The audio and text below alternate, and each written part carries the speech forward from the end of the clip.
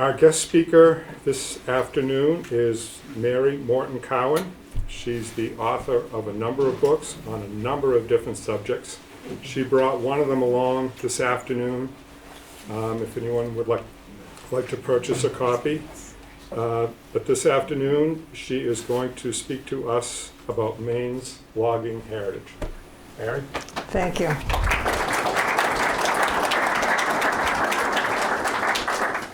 Can everybody hear me? I'm presuming this is, can you hear? Okay. You know that logging is key to Maine history. And you may not know why I have an interest in logging, but I will share that with you. And I'll share briefly my reason for writing about Maine's logging heritage. And then we're going to go back a few hundred years to share an overview of early logging history. And we'll come up to developments in the early 20th century. I'm not dealing with the 21st century yet. And then we will end with my historical novel, which is over there, that takes place in a logging camp during the First World War. This is what started it all. This little guy grew up in a logging camp, and the Morton family owned and operated Paris Manufacturing Company in South Paris. And they manufactured sleds and skis and other wooden products. And they operated a lumber camp in New Hampshire. And my father spent his early childhood living in the camp. And if you hear me calling it a logging camp, that's okay. A logging camp and a lumber camp are interchangeable, and I sometimes call it that. But Dad ran a little make-believe logging operation with his Shetland pony and this little toy-sized sled. And I thought that was the most fascinating childhood you could ever have. And he was about 6 years old in this photo, and his stories fascinated me. This is the factory that manufactured the wooden products. They were the first mass-produced sleds in the U.S. made here in South Paris, and also they were the first commercial maker of skis in the U.S. They supplied skis to the Army during both World Wars, and I remember we had in our house some white skis and some white poles, and those were used during the wars. And they manufactured special oak sledges for Arctic explorers Robert Peary and Donald McMillan.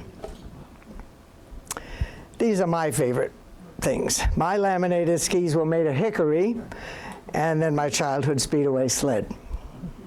And I had a lot of fun time with that. Can you tell I've been doing this for a while? But I must tell you, I'm only 11 now. So I don't know what I was then, but I had a different color hair, obviously. But when I began writing for young readers, it meant research, and it meant a lot of it. And this picture was taken when I was writing my logging history book. And my dad's stories of living in a lumber camp were fun, and he had great memories. But when I researched, I realized logging was not fun. Logging was tough, dangerous work. Timber, which was my first logging book, my second book, was published 20 years ago. And it covers logging in New England from colonial days up to 20 years ago. And I'm currently updating it for a publisher that wants it, and I have to, and it isn't, clear-cutting isn't the issue so much anymore. Now it's climate change, so I have to change and update this book. But the book begins with colonists in the 1600s. So if you don't mind, we're going back to the 1600s for a few minutes. Eastern white pines, the Pinus strobus, are the largest evergreen trees in the Northeast. This one is about 100 feet tall or more. And there were millions of them along the southern Maine coastal areas, including yours. And in colonial times, the settlers cut them for various uses, and Britain wanted them for ship's masts for their Royal Navy. So guess who gave trouble? And beginning in 1634, cargoes of masts were shipped to England, and the merchants appointed mast agents in the colonies, and the surveyors tracked through the woods, and they marked all the pines they wanted, and they hired the colonists to cut them and haul them, and that was not easy with little axes. And then in 1689, England demanded that all the white pines that were 24 inches or more in diameter at 12 inches above the ground, and that's why you see this guy measuring 12 inches above the ground, they were for the Royal Navy. So the surveyors marked every eligible tree with a broad arrow. That was the king's royal symbol, the broad arrow. And that policy, as you know, if you know your history, caused a lot of trouble. And the furious colonists found ways to get around the law, and that policy was one of the earliest and continuous causes of conflict with the colonists of New England. This drawing was by my late friend Sam Manning, who was quite an artist. And this, you know where this is. I think you can, I hope you can see it better than I can. This is, you know, the Fall River. And this red arrow is where there was a mast agent's house. And maybe you've been there, the Tate House. And it overlooks an inlet where a large mast depot was built. And Portland, of course, was one center for shipping the mast pines for British Navy ships. And this house was built in 1755 for Captain George Tate and his family. And he was the senior mast agent for the British Royal Navy, and he oversaw all the cutting and shipping of white pines from Maine to England. And now today it's a museum. Oh, maybe you can lower that. Oh, yes. That better? Oh, yes. Yay. Good, good, good. And you recognize this area. And the marsh, the Nonsuch River goes up and around the town, and the Dunstan River, and all these places. And of course, you have a lot of streets in this town, as we do in a lot of coastal towns. You have the Broad Turn Road, you have the Tall Pines Road, you have a Pine Point Road, a Beech Ridge Road. Trees were it in Maine. That's about all we had. And, you know, so Scarborough was settled almost 400 years ago. And it was named after a town in North Yorkshire in Britain. And so many other places along the southern Maine coast were involved in moving pines to the shore during the colonist time. And we have the Saco River, the Piscataqua River, the Stroudwater River, and go on down east all the way to the Machias River. And even in Freeport, there's a mast landing road. That was named that for a reason, as you know. So these guys had to cut these great big trees, and they had simple axes to do it with. And these things, they're huge. That picture I showed you of the big mast pine was over 3 feet in diameter. And so they had to cut it with these little axes, and that's after they had cut all these smaller trees to be a soft bedding for that big one to fall, and so it wouldn't crack. And then after they got it down, they had to take all those limbs off that were up there. And can you imagine the work with a simple axe and a couple of people? Incredible. And some trees were defective, but they could still use parts of them for spars and yard arms and whatever for the Navy, for the Royal Navy. And then we have these guys come into the picture. Then they had to get these huge trees down to the shore, and this was the way they did it. And for many, many years, men used oxen to haul those heavy logs out of the woods. They're slow, but they are strong animals, and so they were used. And this is another one of Sam Manning's drawings. And it took many oxen, look at them all, the teams. And when they came to a turn, they had to really make a wide turn because the trees were so long. And so they passed through these towns and villages on the way to the mast depots by the shore. And they're more than 100 feet long, so they swung wide, and so they could turn the corners.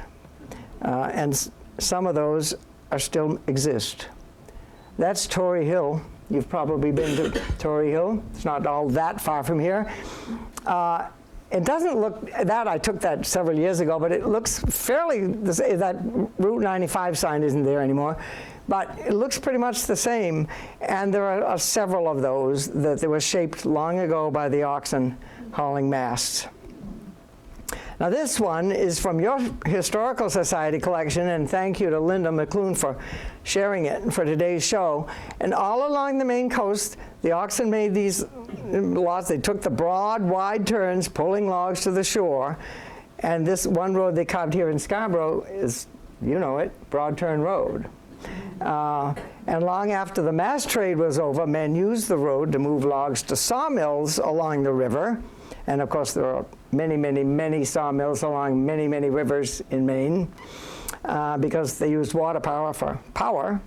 And they sawed them into lumber to build ships and buildings and make other woods products here in Maine.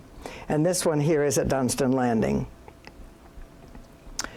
And the water-powered sawmills, that's how they got their power. And this is in the 1790s. This one is up at Leonard's Mills in Bradley. That water wheel is 9 feet in diameter. Guess how much horsepower it generates? 6 to 7 horsepower. Oh, a great big thing.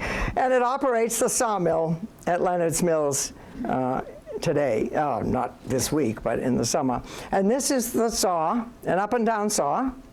And that was very common, and it moved very slowly. Took a long time to cut a piece of wood. And this is the wooden gears at that same place.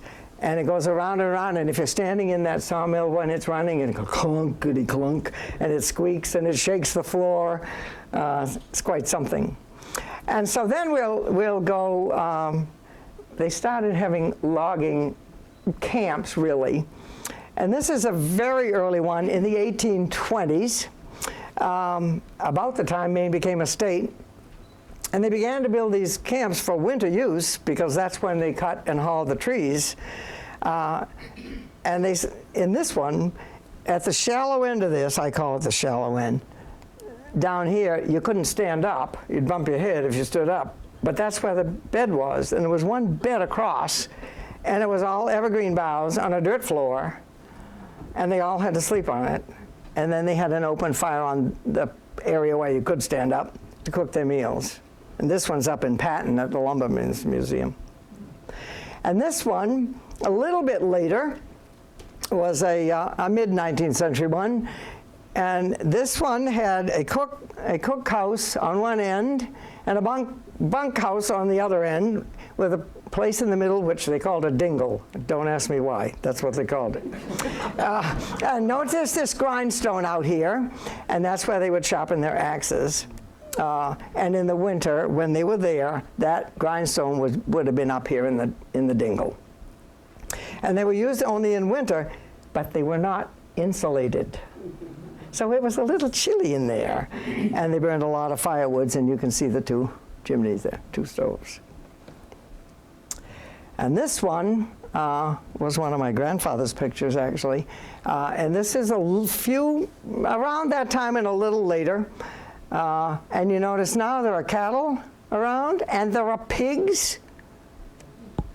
And there's the dingle right there. And there's a dray here that's just brought in some firewood because they needed a lot of it. And there's the cook, and he had 2 cookies helping him.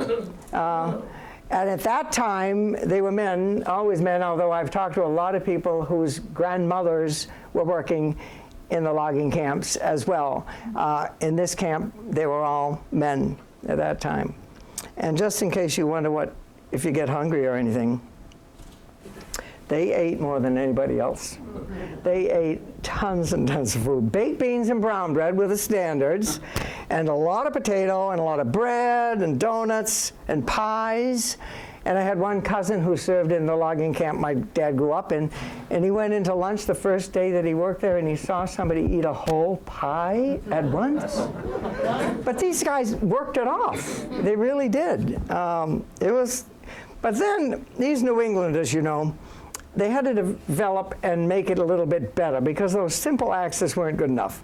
So they curved the handles to make them smoother. They made broad ones so they could have a broad axe, and then they had the double axes. Whatever the chore was that they wanted to do, they developed the tools to do it.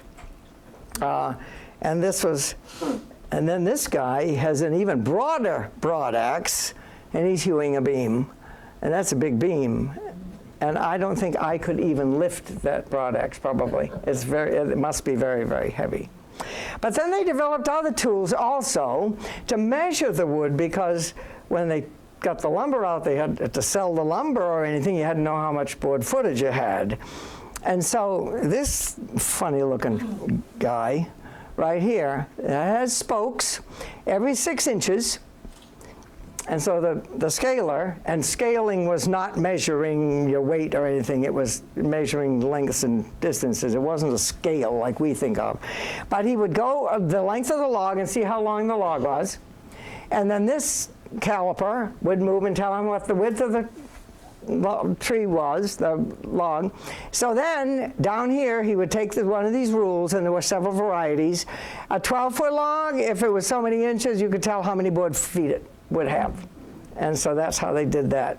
And they made all this work.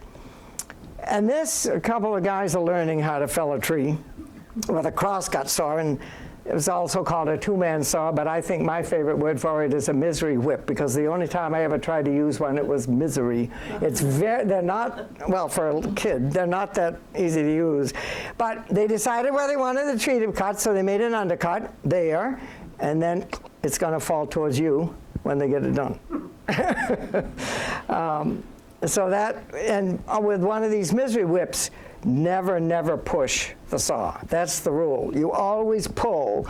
And so then when the guy on the other side pulls, you jerk forward, and it's quite a procedure, but you don't push, you always pull. That's why you need 2 men. Now these 2 guys are experts at it, and so they're doing it. And with a sharp one, and they had to sharpen them often, 2 men could fell a 20-inch diameter pine like this in about 2 minutes after they did the undercut. So they were really whizzing right along. And the crosscut saws appeared in the mid-1800s, but they didn't replace axes for quite a while. And then they were used until the chainsaw came in after World War II. But now, the tree is there lying in the woods. After it comes down, you have to get it out of the woods to the sawmill. That's another very tricky part. And I have this diagram, and it's over there on that wall. But these are little twitching trails. And you'd have a horse, after it was cut, after it was cut, a horse would twitch it down to a yard. And somebody there would unhook it, and then the horse would go back up and get more. And then a team of horses would come along and take more to a landing. And in the early days, it was always at a river or a stream. Now, they take them to sawmills later on. But, and then it was a hard work, but 1 horse at a time to get it out of the woods. This is the tree those students were cutting. And that horse was really working really hard. And that's a heavy, big ton of a Belgian. And they really worked hard to get it out of there. He was sweating when it was over. And this is how so he takes it down to a yard. Then 2 horses would take it from the yard to the landing. And they had this little sled bunk here, and they could carry them. They could take 2 at a time, or sometimes 3 or 4, but they could take more down to the landing. And you see this tool that these guys are using? I hope you can see past me. This tool right here, that's called a cant dog or a peavey, and that was another major logging development. And it was invented in 1858 by Joseph Peavey of Stillwater, Maine. And it was used in the yards of the woods, and it was used on river drives. And it's a long handle with a spike on the end and a hook that looks like a pair of tongs. And just in case you want to know, you want to see a kid-size one? I'll show it to you. Can you see it? Yeah. That is my father's toy. And believe it or not, the blacksmiths up at the logging camp made this for him when he was 6 years old. And if I took that into a school today to do a school visit, I would be arrested. It is not what toy you would give a 6-year-old. But that's what he had, and he had that little logging sled and a little pony. You wonder why I liked it? I mean, it was fun, you know. But that is a cant dog, and that one it's a miniature one, and that was made specially by the blacksmith for my dad. So were the hooks always like that? The hooks, before Joseph Peavy made it better, the hooks wobbled every which way. Now it can only go this way. It can't move this way. So yes, I can move a log with it, but I didn't bring a log to do that. But Peavy really improved that, and it made quite a bit of difference. And so then when the men would, once these horses got it down to the landing, they'd wait till spring, and then when the ice went out of the river, all the logs went into the river and down the river. And you probably know all about river drives, but just in case you don't, it was tough work, and a lot of people didn't live through it, literally. They were driven in the spring when the water was the highest, and these guys are pushing them with their cant dogs, and to keep the logs moving and avoid a log jam. And it was very, very dangerous work. And this picture was taken from the Folk Life Center up at University of Maine. And they had special boots. The caulked boots or spiked boots, there's spikes on them to keep the drivers from slipping on the logs. And also in the wintertime when the horses were on the ice, the horses had caulk shoes too. So they could do the, not slip. You couldn't afford to lose a horse in the woods. And then this famous boat, the bateau, and it had this long bow and stern so that when there's a log jam, the men could get out of the boat and run right up on the logs. Don't ask me what the men did when the log jam unjammed, but anyway, they could get up and get to the log jam and work the jam. And sometimes they had to work weeks to free the logs, and sometimes they had to blow it up with dynamite because they couldn't do it by hand. And that means, they're working in numbing cold. Spring water is not warm. And it was miserable work. But river drives clogged the New England rivers every spring for more than 100 years. And the last one in the U.S. was a 60-mile drive of pulpwood on the Kennebec. And that was in 1976, so not so many years ago. And all this information was in the book, my first logging history book, Timber, which sadly now is out of print, but a publisher wants to publish it again, so we're going to get it out again. But I still love the woods, and I wasn't done with the woods yet. And I had this little guy who had told me stories when I pestered my dad forever. And I wrote other things, but I wanted to tell my dad's story about growing up in a logging camp. And I needed more research, and I needed to learn about the First World War and all that. And my book's title is Trouble in Nathan's Woods. This is Nathan, but his real name isn't Nathan. That's my dad, whose name was not Nathan. And he was about, 8, 9 years old there with his Welsh pony. And I renamed him Nathan in my historical novel, and he's 11 years old in my story. But like I told you, I'm 11, so that works. See, I can write about it. And my dad told me so many stories of life there and showed me lots of pictures that my grandfather had taken, some of which I'm showing you, like this one today. And his older sister, my aunt, wrote me pages and pages and pages of detailed memories. And most of those memories were very happy. But both my dad and my aunt told me of one scary thing: their fear of Huns in the woods. And a Hun was a derogatory term, of course, for German. And the Germans were enemies in both wars, but they were there in 1917. And so I had to research the First World War. Huns in the woods. And that would be scary to kids. So one of my grandfather's books had, and this was the book, 10 Million Acres of Timber, and it was a forestry book. He had a lot of forestry books. But one of them, I was reading along, and I read this thing and said, it is certain that at least 2 German spies have been in the woods, and while there was no mischief done by them, it is quite certain that they meant to do harm had the weather conditions been so they could. So I had something to go on, and it was too wet, and they were going to burn the woods, and they couldn't.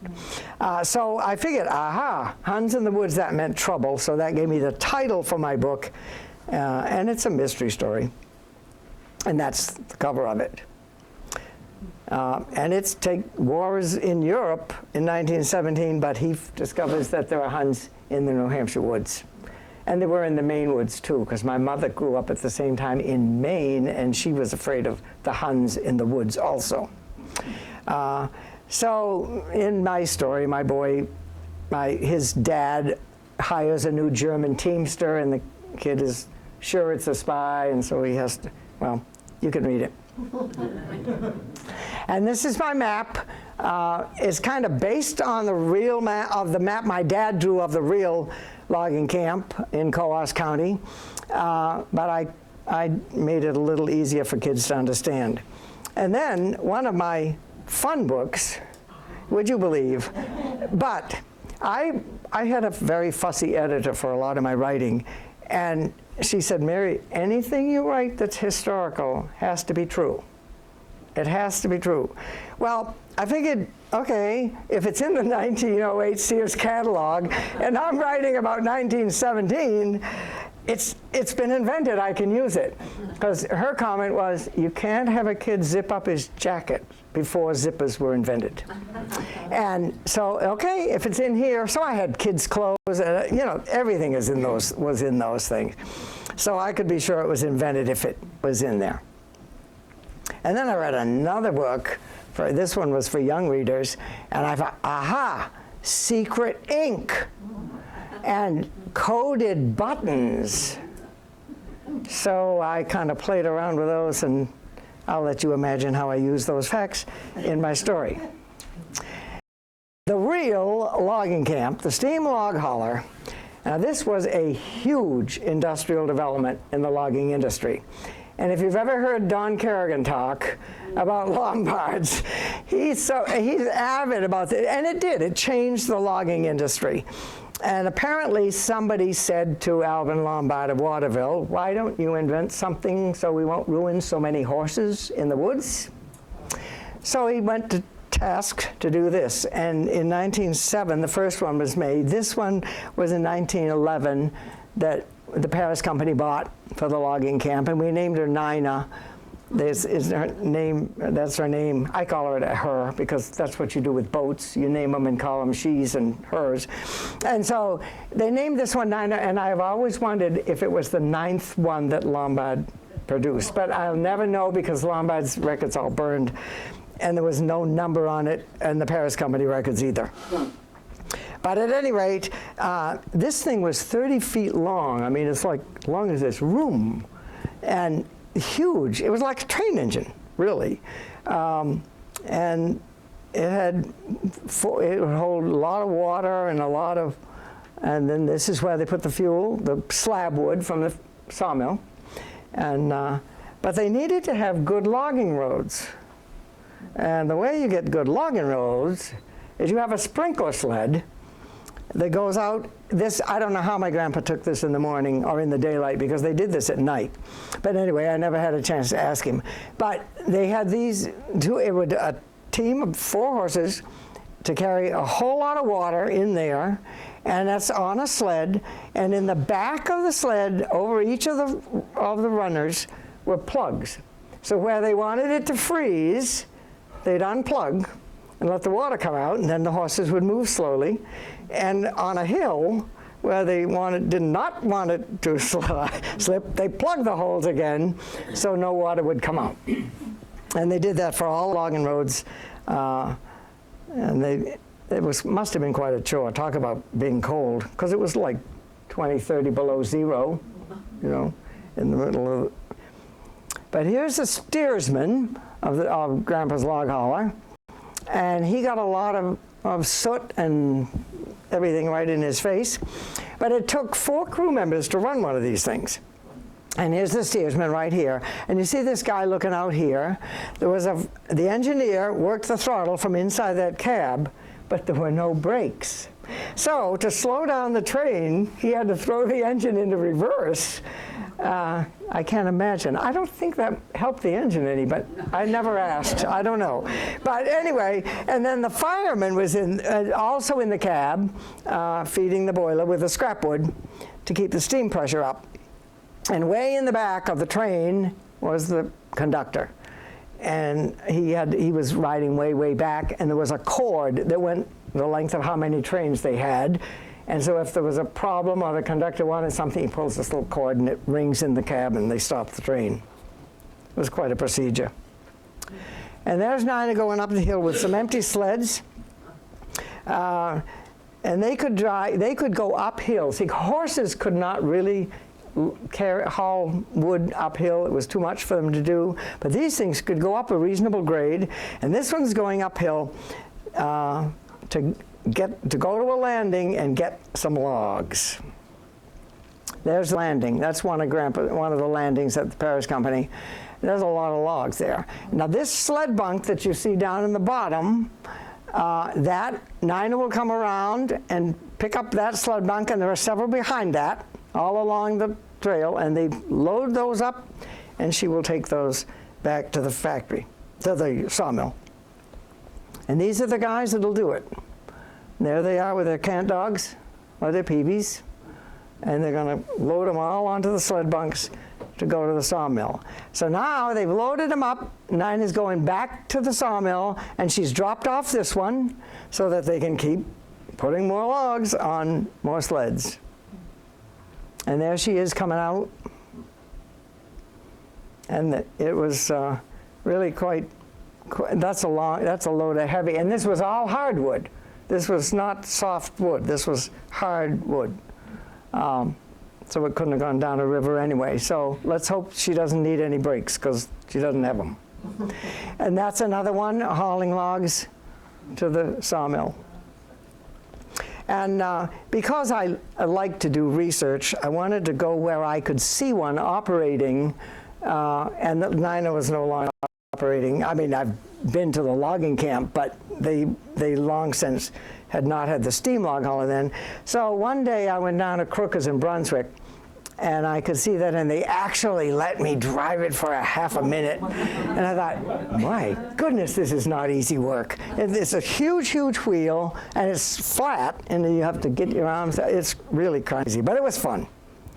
So then all these logs that Nina was hauling are at the sawmill landing now. That's a winter's worth of work right there, because this is all slush and mud season. And so that is a winter's work. And then they will open up the sawmill when it gets spring, and there she is. And this is the sawmill that was there when my dad was a little boy. And so she's running full tilt now, you can tell. And the horses, see, these horses are right here, ready to take the lumber as it comes out. And they'll haul it a short distance away to the lumber yard. And then I'll tell you later what happens. And inside the sawmill, this was a very, very up-to-date or, state-of-the-art kind of sawmill at the time. It's a steam-powered sawmill. And the bandsaw, which was right here, going up and down there, ran around 2 big wheels, and one big wheel is up here, the other one is down in the basement, and it goes around and around and around, and it was a huge improvement over the up and down saw. They could cut larger logs, heavier logs, and they preferred it over the circular saw because it cut a narrower curve, and they lost less wood. Every little inch, helps. And besides that, bandsaws are fast, and they don't jam or heat up. But you do have to sharpen them. And they were expensive and noisy. And so the log carriage, which is right there, logs would come in from the outside and land right there. The log carriage picks it up, goes whizzing back here, gets cut by the saw, and goes back and forth all summer long. And this is not that mill, but I wanted you to be able to see a blade on the flywheel. And and there would be another one down in the basement. And they had to sharpen it twice a day or so. But now this picture, and I have a picture of that in my story. This is the bunkhouse in the logging camp, and you see all. And you saw the place where, when it came out of the sawmill, the men took it to a lumber yard. Well, now it's cured there. It's been over there over the winter. He is going to take it to the railroad to be taken by train down to South Paris to the factory. And so that was on the Grand Trunk line. And so that's how they got it. And I just thought this guy must be having such fun up here. I made him a character in my story, and he befriended Nathan. So this is what started the whole thing. I never would have been interested. Well, I might have been interested in the woods because we went camping and all that. But this is what started it. Now, doesn't he look like he's...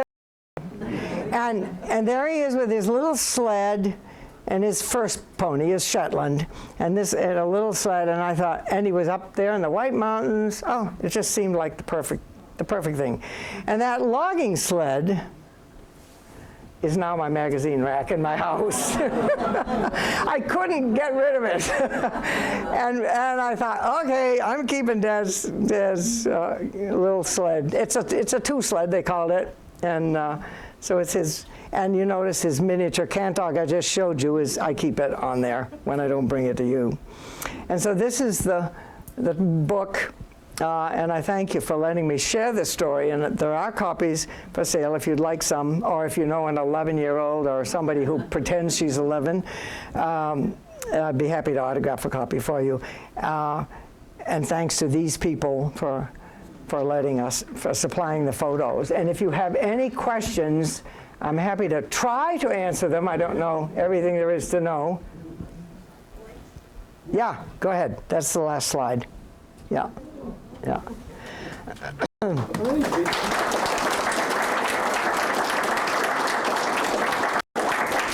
And if you're wondering why my family's logs did not go down the river, but they went on the train, it's because they were hardwood. And they didn't like to drive hardwood on the rivers because they don't float as easily. Yeah, yeah. And I can move this to the next dead side. But anybody, yeah? How or when did it transition from ox pulling logs out to the horses? What was happening? That was in the early to mid 1800s. When they went into the woods for the winter to live there, they usually tried to use horses. Oxen were hard to do, but some people were still using them. I mean, if you had to haul logs and that was the animal you had, you used it. But it was basically 1820s, 30s, in that period. Anybody else? Yeah. You talked about losing horses. It was bad to lose horses. Is that just because they were injured, or they? They were both injured, and they just didn't live long. They could not survive it. It was that horse that I saw, the Belgian. I showed you the picture. That horse, I thought, you know, one log. That's all, and they had cut that log. One log. Those are heavy, and it takes a lot of energy, and so they couldn't work for many years. Yeah, yeah. Did they ever replant the trees that they cut down? I don't know. Grandfather did. He was told by his older brothers who were running the company, and he was I call him the runt of the litter. He was the youngest of the Morton brothers. And so he got relegated to the woods, and their command to him was to go up and find a place where you can log hardwood for 10 years. And they ran it for 45 because he was very careful. In fact, he won a conservation award in Oxford County. So he was very careful not to clear cut.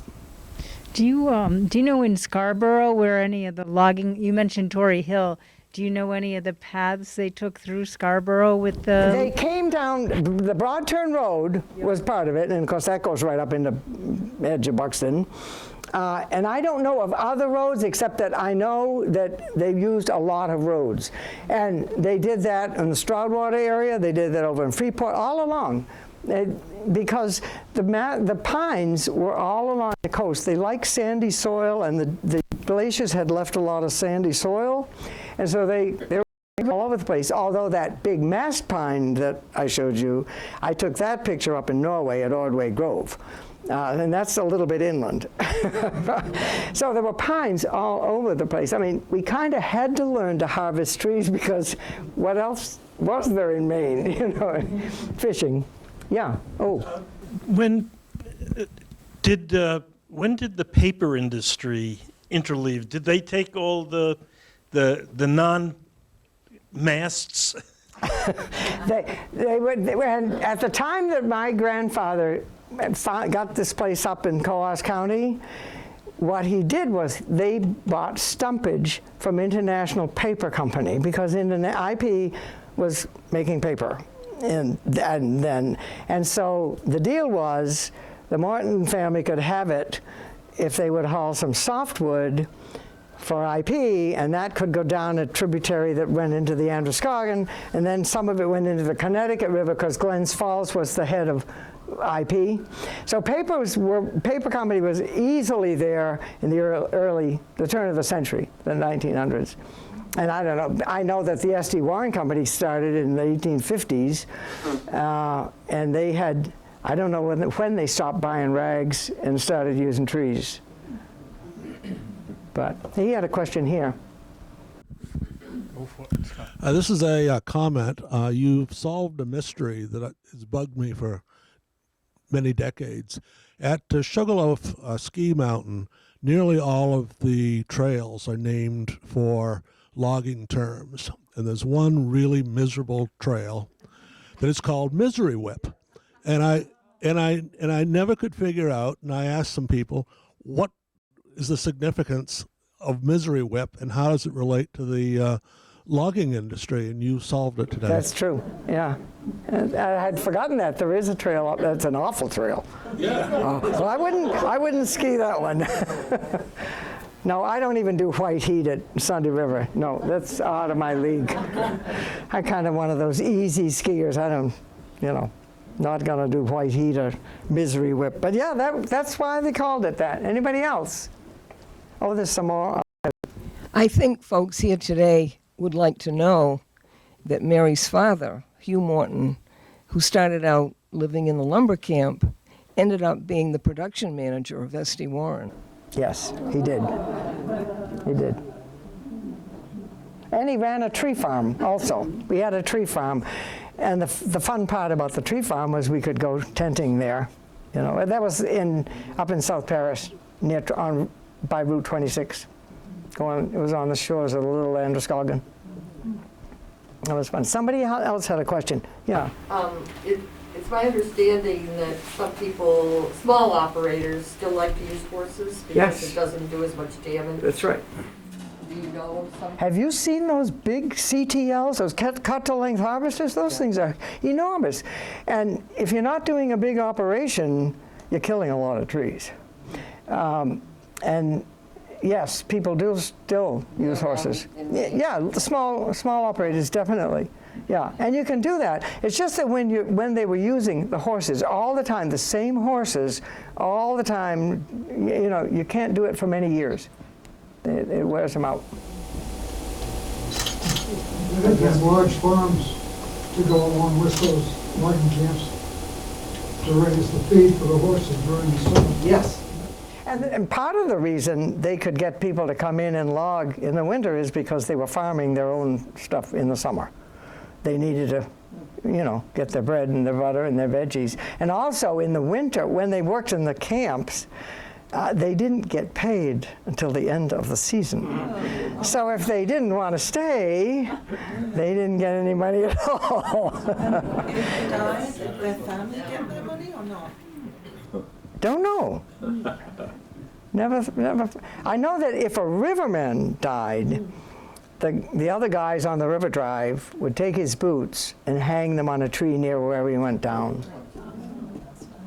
which would be kind of spooky to see a pair of boots. Yeah. Is there anywhere in Maine where they're actively growing great white pine? I don't know. I know Ordway Grove still is a nice grove of couple 100-year-old pines. I don't know if there are any other places. There's a state park in New Hampshire. Yes. They have. They have some mass pines New or. Brunswick has a little small Yeah, area yeah. where I've seen, but that's one Yeah, because yeah. they used to be everywhere. Yes, they used to be everywhere, but you know, if you're going to start a civilization, you have to build a few buildings, and you've got to take down a few pines. But yes, the Bowden pines is still there. Yeah. I was wondering if you could tell me how the people who lived in America were working around the rules that the eastern white pine would be reserved just for the British masts. And you said that there was a workaround, just having those little arrows on the bark of the tree. Can you tell me that secret? The British said any pine larger than 24 inches, up to 24 inches, you know, if it was larger than that, it belonged to the Royal Navy. So they would cut down those big pines and then cut the lumber to smaller size so nobody could tell they came from a 24-inch pine. That would be one way. And then they hid them in all kinds of places. But basically, there are very few old homes where you go, and you know, in fact, my sister lives in an old home. There are wide boards for floor. You won't find one over 24 inches. Because they did not want nobody wanted them to know that it came from a big tree. So you cut them small, and who's going to know where it came from? Long ago, when I was a teenager, my father and I made a trip up through Eagle Lake and Chamberlain Lake, and I got to see the two locomotives that are up there that were taken up there to haul logs to be an improvement over the Lombard tractor method of hauling them. And we got there, he was a rail enthusiast, so when he heard about these two locomotives that are up there doing nothing, and so we got to see them, and I was surprised because that would have been 63, 64, and they were in a shed, and then I saw, I think because of the article talking about this presentation, I looked up some history stuff, and I thought that they had been used, but I think it said in the information I looked up that they were brought up there, but they never got used to haul logs. And so do you... That's not true. Oh, it's not true? No. They were used 24 hours a day. Yeah, they were used. Okay. For decades. Okay. Yeah, I couldn't believe that when I saw Basically, they it. were transferring logs from one watershed into the Kennebec watershed. Exactly. Yep. The Penobscot watershed. Yeah. And see, that was one of the advantages of the log hauler. They could move into a different watershed because you could go up and down, and horses could not do that anyway. And those were used. Has anybody else been there and seen those? They're up there, yeah. They've been slightly restored.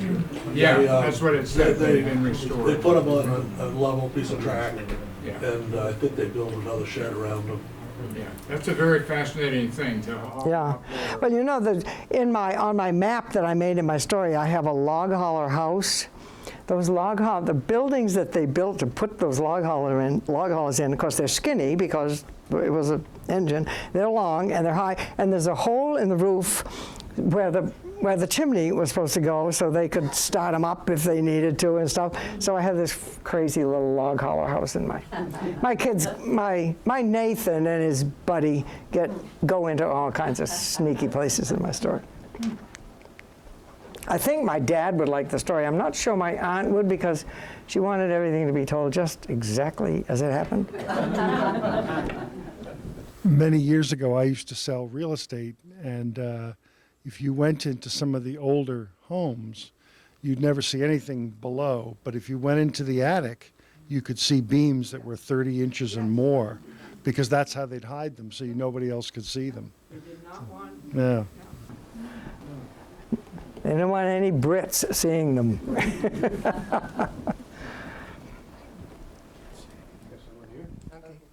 Just to tie this in a little bit more to Scarborough history, just before the Revolutionary War, Richard King lived in the area of Dunstan Landing, and not only did he have a store, but he had a sawmill. And of course, Dunstan Landing is very close to the Broad Turn Road, so obviously they were bringing the trees down. And Richard King got into a little trouble, though, because from his sawmill, he was selling lumber that went to Boston to build barracks for the British soldiers. And so a militia came and had it out with him.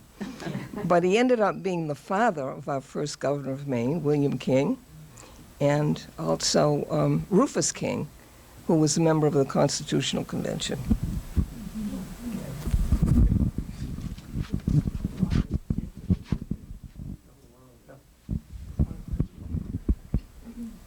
Yeah, you mentioned the Hun in the woods. During World War II, there were German POWs that were brought to this country. Austin Wilkins has a chapter devoted to that in his book. Yeah, it was interesting, and they considered it a very good duty because they ate well, and Yeah, yeah. But it's funny because people get very confused between World War I and World War II. And when I say that my story takes place in World War I, they go, well, Hitler was doing it. No. Hitler wasn't there then. But the Germans were the enemy, and there were similarities, and so, there were U-boats in both wars, so people get it confused. And this is one reason why Lois Lowry, who was a famous children's author, said she wanted